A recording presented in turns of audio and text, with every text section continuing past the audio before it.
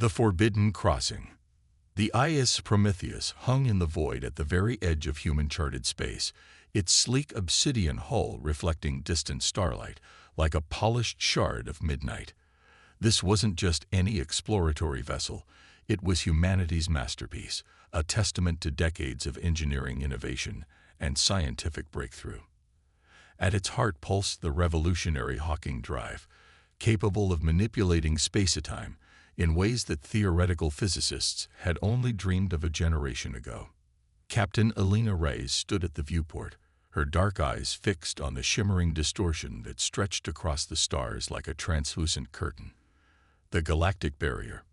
For centuries, it had been the ultimate boundary, the cosmic here-be-dragons that no species had successfully traversed and returned to tell the tale.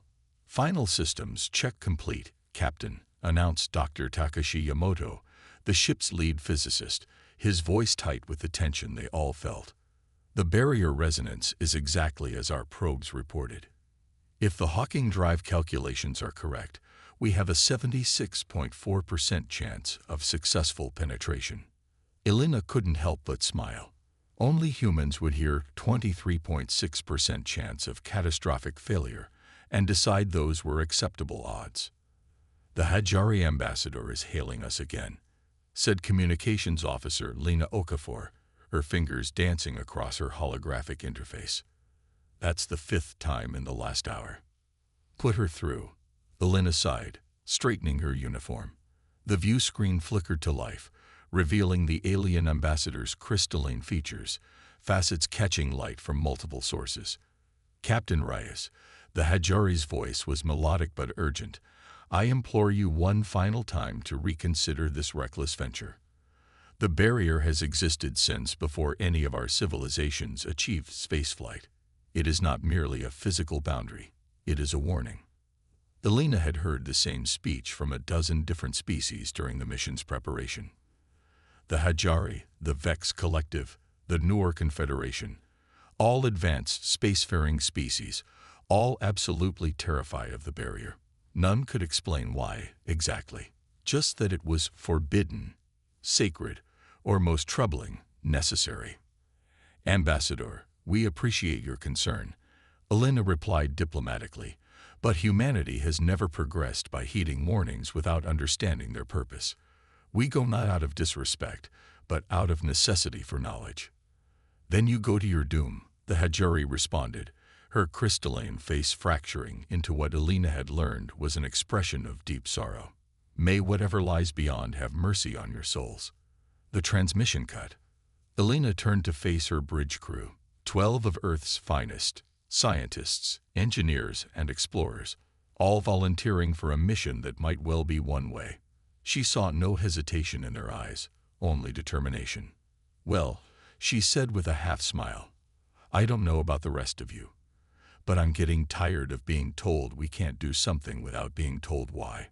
Chief Engineer Darius Wade, a towering man with hands that could both dismantle a fusion reactor and play Bach's concertos with equal precision, laughed. That's humanity in a nutshell, isn't it, Captain? Don't touch that. Why? Just don't. Well, now, I'm definitely touching it. The laughter that rippled through the bridge broke the tension, if only momentarily. All stations, Elena called out, returning to her command chair. Final preparations for barrier penetration. Dr. Yamamoto, begin Hawking drive sequence. The ship hummed as the revolutionary drive spun up, creating a localized field around the Prometheus that would, theoretically, allow them to slip through the mysterious energy pattern of the barrier by partially shifting into another dimensional state. Drive at 60% and climbing, Yamamoto reported, his voice steady despite the beads of sweat forming on his brow. Field stabilization nominal. Elena felt the familiar pre-mission butterflies in her stomach, but also something else, a kind of pressure behind her eyes, a whisper at the edge of hearing. She glanced around and noticed several crew members subtly shaking their heads or touching their temples. Is anyone else feeling something? Asked Navigator Sarah Chen, frowning. Like someone's watching us, murmured Security Chief Marcus Alvarez, his hand instinctively moving toward his sidearm. Elena nodded. Dr. Kelso, anything on bio readings? Dr. Amara Kelso, their xenobiologist and medical officer, studied her displays. Nothing physical I can detect, Captain, but there are unusual patterns in our theta brainwaves, almost synchronized. Fascinating. Hawking drive at full capacity, Yamamoto interrupted. Field stable. We're ready, Captain. Elena took a deep breath. Centuries of human curiosity had led to this moment. Take us in, Lieutenant Chen. 1/4 thrust. The Prometheus edged forward, approaching the shimmering veil that separated known space from whatever lay beyond. The whispers in their minds grew louder, becoming a chorus of unintelligible warnings or perhaps threats. Drive holding steady, Yamamoto called out. We're experiencing exactly the space-time distortion we expected. The edge of the barrier touched the ship's bow, and for a moment it looked as though the Prometheus was pressing against an elastic membrane. Then, with surprising suddenness, the membrane seemed to give way. We're penetrating the barrier, Chen exclaimed. The bridge lights flickered, and gravity shifted momentarily. Every display on the bridge went haywire, numbers and readings scrolling too fast to comprehend. The whispers in their minds crescendoed into a deafening chorus, and then silence. Complete silence and darkness.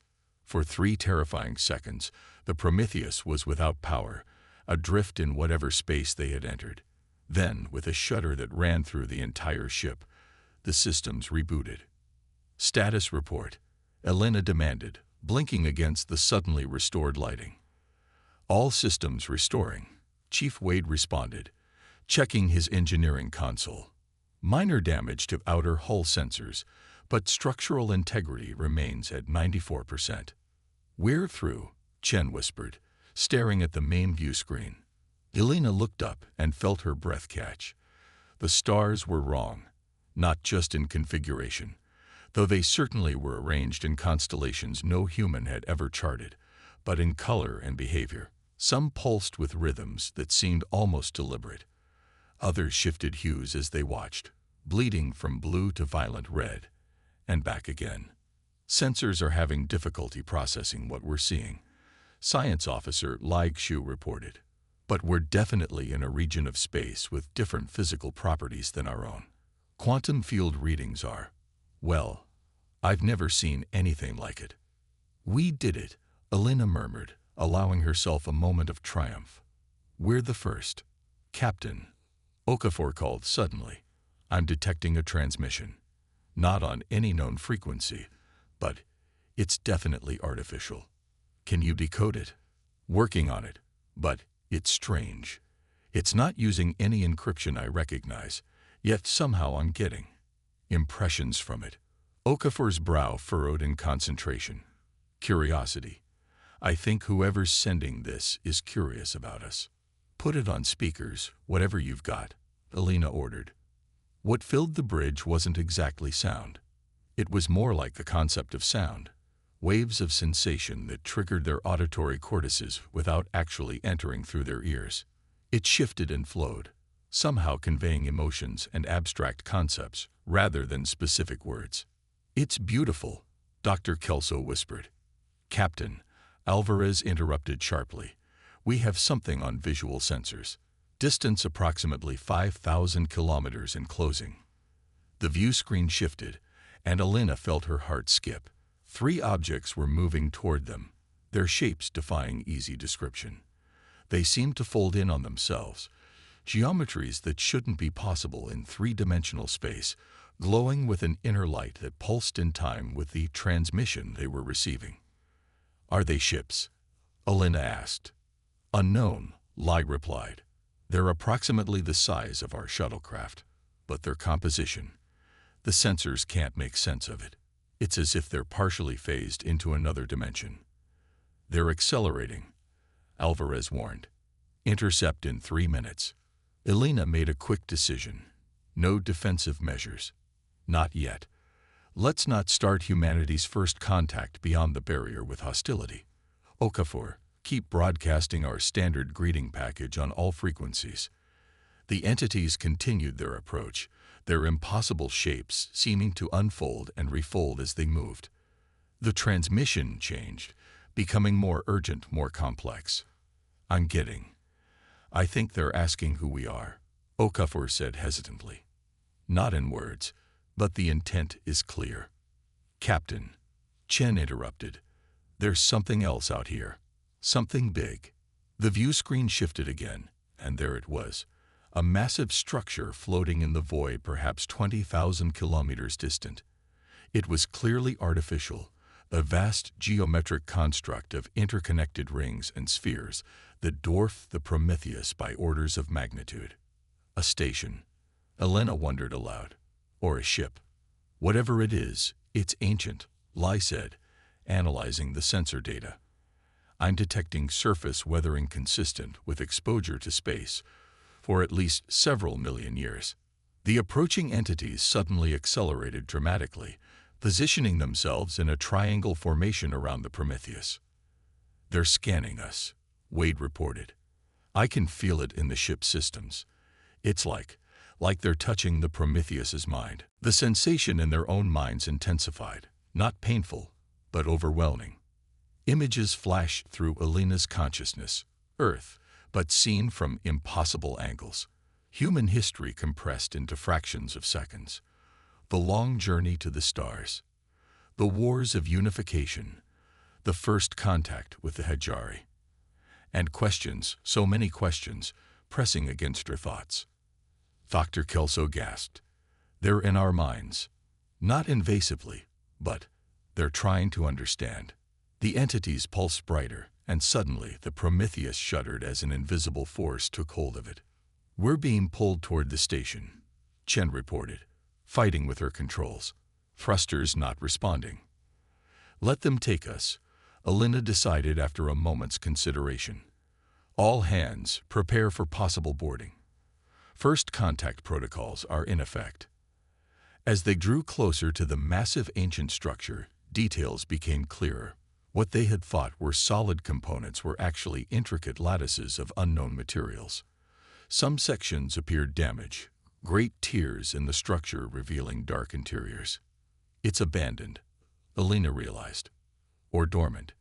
If it's millions of years old, whoever built it could be long gone," Lai agreed. The Prometheus was guided into what appeared to be a docking bay large enough to hold 100 ships their size. As they passed through an energy field that rippled like liquid silver, their systems momentarily flickered again. "We've been released from the tractor beam, or whatever it was," Chen reported. "Atmosphere detected outside the ship," Lai added, sounding amazed. "Primarily nitrogen-oxygen, almost Earth-like." Elena stood. "Alvarez, assemble an exploration team. Full environment suits despite the atmosphere reading. We take no unnecessary risks. Dr. Kelso, Dr. Yamato, you're with me. Commander Wade, you have the bridge." As the exploration team assembled in the airlock 20 minutes later, Elena couldn't help but feel the weight of the moment. They were about to become the first humans to set foot on a structure beyond the galactic barrier. A structure built by unknown hands millions of years before humans had even mastered fire. The airlock cycled open, and they stepped out onto the deck of the ancient station. Their suit lights illuminated a vast space of sweeping archways and curving walls, all covered in intricate patterns that might have been decorative or might have been a written language. "It's incredible," Yamato breathed, his scientist's curiosity overcoming his usual reserve. "The material composition is unlike anything I've ever seen. It's absorbing and emitting energy simultaneously." "Look at this," Kelso called, directing her suit lights toward what appeared to be a control panel. As the light touched it, it flickered weakly to life, displays showing incomprehensible symbols. "It's responding to our presence," Elena realized. After millions of years, they moved deeper into the station, each chamber revealing new wonders, machinery of unknown purpose, vast observatories showing views of space that couldn't possibly be direct line of sight, and everywhere, the intricate patterns that covered every surface. In what appeared to be a central chamber, they found what could only be described as a map, a three-dimensional holographic display of the galaxy, with the barrier clearly marked as an enormous ring. But what caught Alina's breath was what lay beyond the barrier. On the side they now stood, not empty space, but thousands of points of light, connected by lines into a vast network. "My God," Alvarez whispered, "it's an entire civilization. Out here, beyond the barrier, all this time." "Not just one civilization," Kelso said, studying the map closely. "Look at the different colored pathways, the clustered regions. This shows dozens, maybe hundreds of distinct civilizations, all connected. But where are they now?" Alina wondered, looking around at the abandoned station. Before anyone could answer, the entire structure trembled. Lights that had been dormant for eons suddenly blazed to life throughout the chamber. "Captain," Wade's urgent voice came through their comms. "Something's happening. The entities are back, hundreds of them. They're surrounding the station and—" Static interrupted the transmission. The holographic map flickered and changed, now showing the Prometheus, represented as a small blue light.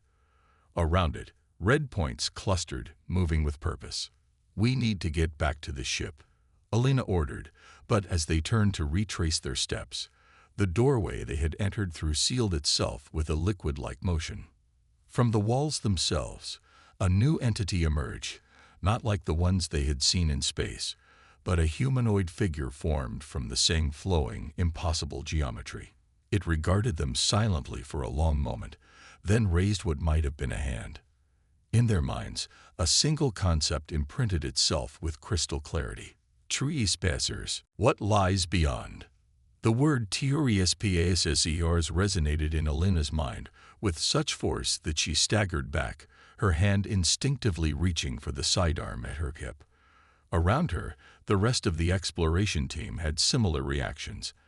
Alvarez moved protectively in front of the scientists, while Kelso and Yamato stood transfixed by the impossible being before them. "We mean no harm," Alina said, keeping her voice steady despite the adrenaline surging through her system. "We are explorers from Earth, from the other side of the barrier. We seek knowledge and peaceful contact." The entity tilted what passed for its head, the geometries of its form shifting like liquid mathematics. In their minds came not words but concepts. Curiosity/danger/violation, flowing together in a way human language couldn't properly capture. "I think it's trying to communicate," Kelso whispered, "not judging us. Yet." The entity moved closer, its form rippling. As it approached, Alina felt a strange pressure building in her skull, like a headache, but somehow external, as if something were pressing against the very boundaries of her consciousness. "Captain," Yamato said urgently, studying readings on his wrist device. "Whatever this entity is, it exists partially in dimensions we can't perceive. Our presence here seems to be causing some kind of dimensional friction." The entity extended a limb toward Alina, stopping just short of touching her helmet. The pressure in her mind intensified, and suddenly she was drowning in a flood of information, images, concepts, histories too vast for human comprehension. She saw the barrier, not as a natural phenomenon, but as a constructed thing, a wall built by ancient hands to separate two regions of space that were never meant to interact. She saw terrible shapes moving in the void between galaxies, entities so vast and alien that merely perceiving them threatened her sanity. And she saw the builders of this station, not the entity before her, but a species that had evolved beyond physical form eons ago, creating the barrier as a last desperate act before their ascension. As abruptly as it began, the flood receded, leaving Alina gasping for breath, supported by Alvarez's strong grip on her arm. "Captain," he asked, concern evident in his voice. I'm all right," she managed. "It showed me. God, I don't have words for most of it. But the barrier, it's artificial. Built as a protection." "Protection from what?" Kelso asked. Alina looked at the entity, which remained motionless, observing them. "From something that lives between galaxies. Something old. Hungry. Something that's attracted to consciousness I think. Especially technological civilizations. The entity moved again, gesturing toward the holographic map, which shifted to show a new view. The galaxy seen from above, with the barrier as a perfect circle dividing it. On the inner side, Alina recognized the territories of known spacefaring species: human, Hajari, Vex, and dozens of others. On the outer side, where they now stood, thousands of civilizations glittered like jewels in the void. Separate/necessary/protection, the entity projected into their minds. It's saying the separation is necessary, Kelso translated unnecessarily. For protection. But protection for whom? Yamato wondered. Us or them? The answer came in another flood of images, the innumerable civilizations beyond the barrier, living in harmony, sharing technology and culture across millions of years. Then, a terrible shadow falling over them as something noticed their achievements. World after world going dark. Entire species screaming into the void as they were consumed not physically but psychically, their very consciousness torn from them. The entity's final creation of the barrier, sealing off a portion of the galaxy as a preserve, a place where new species might evolve without drawing the attention of what lurked between the stars. A sacrifice of the majority to save a small portion. My God, Alina whispered. They sealed themselves off with the Predator to protect the inner galaxy. To protect us. The entity nodded, or seemed to. Understand/good/danger. Then it gestured more urgently, projecting a new concept. Return/quasi-kaloi/buriacesh. Captain, Alvarez's voice cut through her thoughts. Whatever it's trying to tell us, we need to get back to the Prometheus. Commander Wade reports the entities outside are growing more agitated. Alina nodded. Ask it to let us leave, she told Kelso. Show it we understand the need to return to our side of the barrier. Kelso stepped forward, focusing her thoughts on images of the Prometheus departing, returning through the barrier, sealing the breach their passage had created. The entity considered for a moment, then the sealed doorway melted open again. Follow/huorari/gift. It wants us to follow, Alina said. And I think it wants to give us something. Instead of leading them back toward the docking bay, the entity guided them deeper into the station, through corridors that twisted in ways that shouldn't have been physically possible. They emerged in a chamber dominated by a pedestal on which rested a small crystalline object, no larger than Alina's palm. The entity gestured toward it. Knowledge/survival/advancement. I think it's offering us technology, Yamato said, his voice hushed with awe. Something to take back. Alina approached the pedestal cautiously. Is it safe for us to take? The entity projected understanding, along with an unmistakable sense of urgency. Take/FLE/seal. Alina carefully lifted the crystal. It was surprisingly warm to the touch, even through her gloves, and seemed to pulse with an inner light that synchronized with her heartbeat. Let's move, she ordered. Back to the ship. Now. They raced through the station, following the entity, which moved with fluid grace despite its impossible geometry. As they approached the docking bay, they saw the Prometheus through the energy field that separated the station's atmosphere from space. The ship appeared intact, but it was surrounded by dozens of the smaller entities they had first encountered, all pulsing with an agitated red light. Angurai/FRITNED/protect, their guide projected. Guardians/old/remember. They remember whatever it was that consumed the outer civilizations. Kelso translated. They're afraid we'll lead it back through the barrier. Captain, Alvarez warned, if those things decide to stop us from leaving. Alina nodded grimly. We'll deal with that if it happens. For now, we move. Thank you, she added, turning to their guide. For the knowledge. For the warning. The entity bowed slightly, its form shimmering. Potential/Hopi/Diffefurent. They crossed the threshold into the docking bay, and immediately the surrounding entities reacted, their light pulsing faster, more chaotically. The Prometheus's external speakers crackled to life. "Captain, it's Wade. Whatever you did in there has them extremely agitated. Weapons are charged, but honestly, I don't know if they do anything against these things. Open the airlock," Elena ordered. "We're coming in hot." As they sprinted across the docking bay, the entities closed in, their forms twisting with what Elena could only interpret as agitation. The crystal in her hand grew warmer, pulsing more rapidly. They reached the airlock just as the entities moved to encircle the ship. The outer door slid shut behind them, and as the atmosphere cycled, Elena felt a wave of relief wash over her. They had made it. But as they removed their helmets in the safety of the ship, alarms began blaring throughout the Prometheus. "What's happening?" Elena demanded as they rushed to the bridge. Wade was at the command console, his expression grim. "They're pushing us. Literally. Creating some kind of spatial distortion that's shoving us out of the docking bay." Through the viewports, Elena could see the entities surrounding the ship, their light now a deep, angry crimson. The Prometheus shuddered as unseen forces pressed against its hull. "Let them push us," Elena decided. "Once we're clear of the station, Chen, plot a course back to the barrier. Maximum speed." "The Hawking drive is still recharging," Yamato warned. "We won't be able to use it to cross back for at least 6 hours." Elena's grip tightened on the crystal she still held. "Then we'd better hope these engines are as fast as you promised, Doctor." The Prometheus was thrust out of the docking bay with a force that sent crew members stumbling. Outside, the entities formed a hemispherical formation behind them, continuing to push the ship away from the station.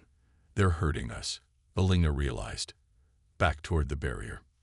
"Captain," Lai called from the science station, "I'm detecting massive energy buildups from the station. And something else. Something big is approaching from deeper in this region of space." The main view screen shifted to show what the sensors were detecting. A vast darkness moving against the strange stars, a shadow that seemed to consume light itself.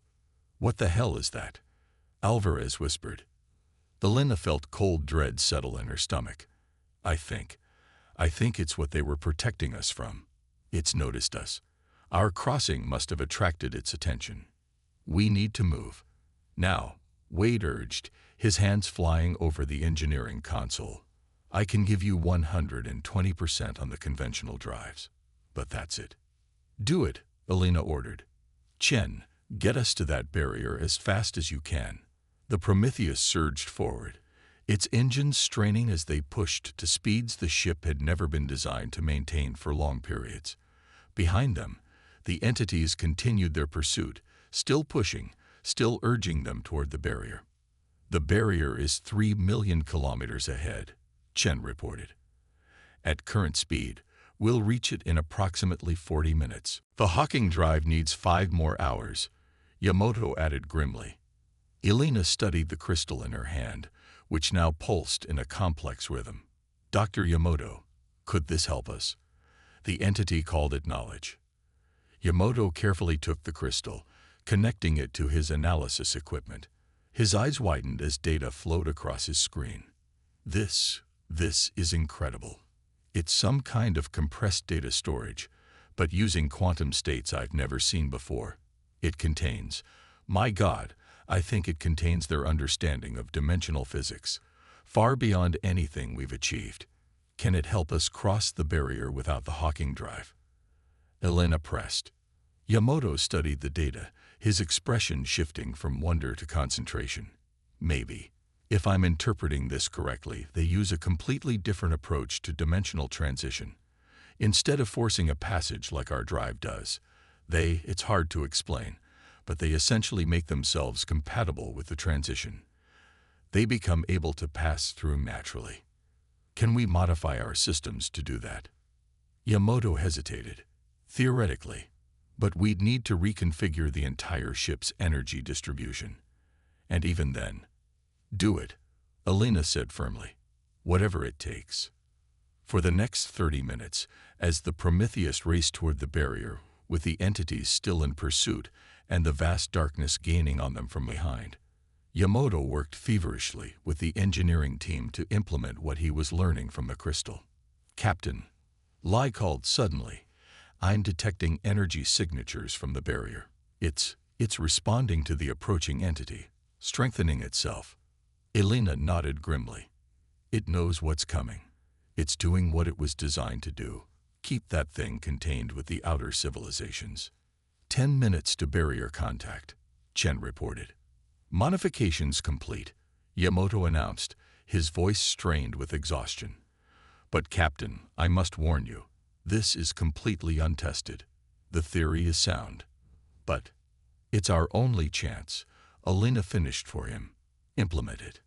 Wade nodded. "Rerouting power now. All non-essential systems offline." The Prometheus dimmed as power was diverted to the experimental system. Through the viewports, Elena could see the barrier looming ahead, not just a shimmering curtain now, but a wall of roiling energy, responding to the threat approaching from behind. 5 minutes to contact, Chen called. "Captain," Okafor interrupted, "I'm receiving a transmission from the pursuing entities." "Put it through." The bridge was filled once more with the strange, not quite sound, but now it carried a clear sense of urgency, of warning.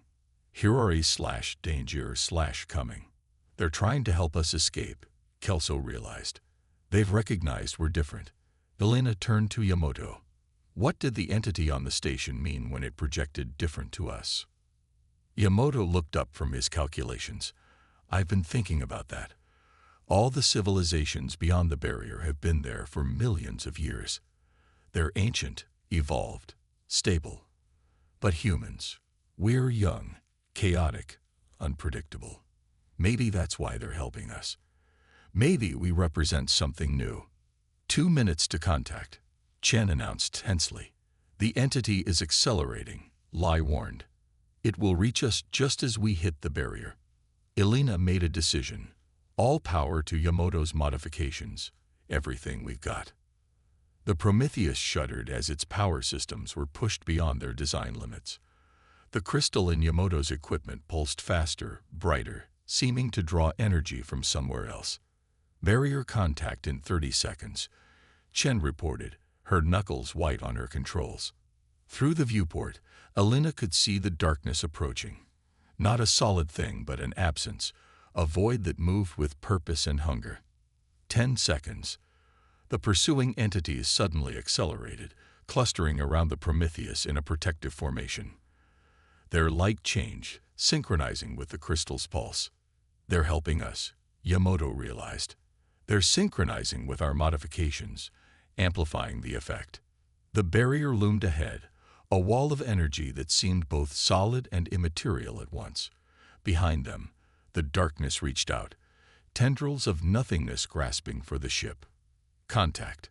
The Prometheus hit the barrier, and for a moment, everything stopped. Elena felt herself stretched, not physically but mentally, as if her consciousness was being pulled in a dozen directions at once. She saw her crew experiencing the same, their faces contorted in a mixture of pain and wonder.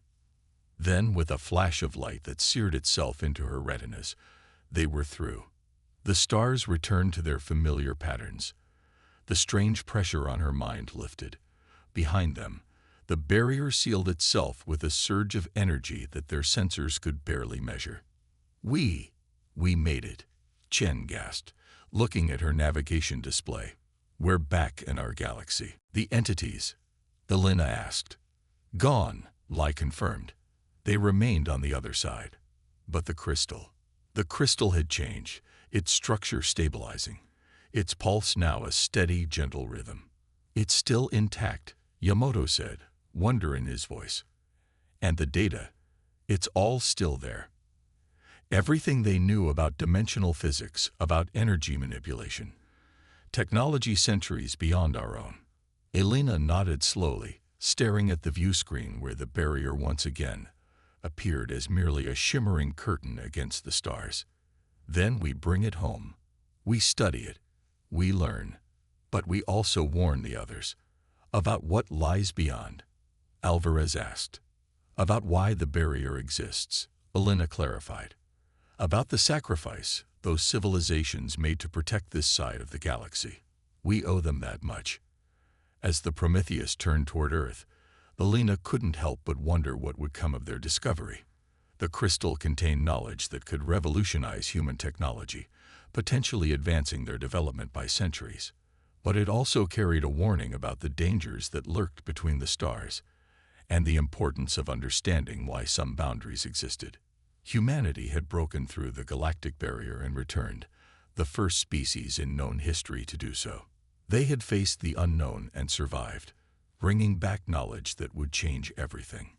But as Alina gazed at the stars of her home galaxy, she couldn't shake the memory of what their guide had projected in those final moments.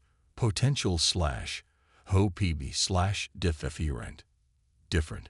That was what humanity had always been, never content with boundaries, always pushing forward, sometimes recklessly, often brilliantly. The civilizations beyond the barrier had chosen stability, permanence, sacrifice. Humanity would choose its own path. And whatever that path might be, it would never be the same again.